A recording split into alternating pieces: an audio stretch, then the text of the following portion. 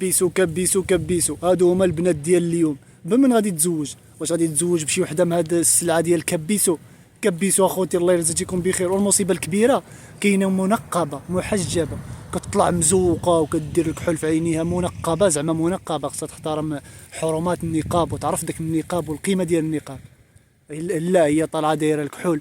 هذوك المنقبات اللي كيديروا الكحول الفتنه ديالهم كثر من هذيك اللي خرجت لها نيشان متبرجه.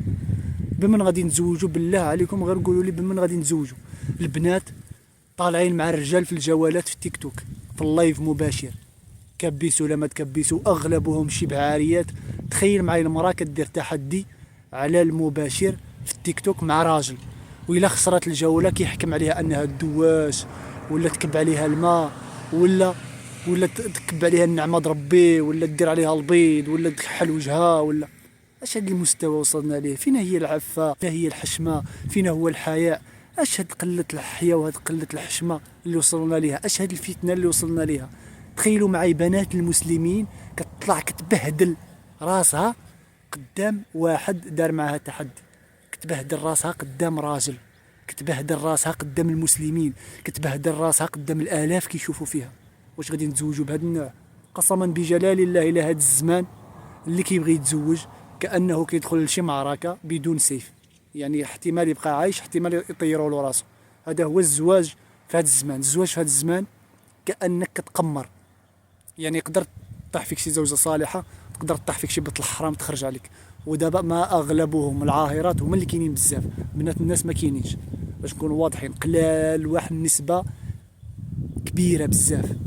فين هما حتى ديك البنات اللي كنا كنشوفوا كنقولوا لابسين الحجاب كان نوينا فيهم الخير، قلنا غيكونوا بنات الناس، غيكونوا بنات الاصل، طلعوا حتى هما عاوتاني من صحاب كبيسو طلعوا حتى هما عاوتاني بخبيزتهم كما كنقولوا، طلعوا حتى هما ما كيحشموش. الصراحه صعيب الحال. خوتي العزاز، اللي بغى يتزوج في هذا الزمان يمشي للباديه، يمشي للقرى. في القرى باقي شويه ديال الناس كيحشموا، واخا حتى هما ولات كتدخل لهم الثقافه ولكن ماشي بحال المدينه. باقيين بنات مساكن في القرى ما عندهمش، كاينين اللي ما عندهمش حتى التليفون، ما كيعرفوش شنو هو التليفون ولا، يعني الناس باقيين عايشين في ديك الحشمه وديك الحياه شحال هادي. فإلا بغيتي تعيش وتزوج حياه وتعيش حياه سعيده تزوج بشي بنت الناس، سير للقرى. في القرى تقدر تلقى ان بنت الناس اللي غادي تناسبك. اما المدينه المدينه بقى فيها غير السلعه كبيسو ولا تحبيسو، فهمتي؟ تخيل دابا معايا انت غادي تزوج بوحده عندها ماضي هكذاك، او لا وحده كتطلع في التيك توك.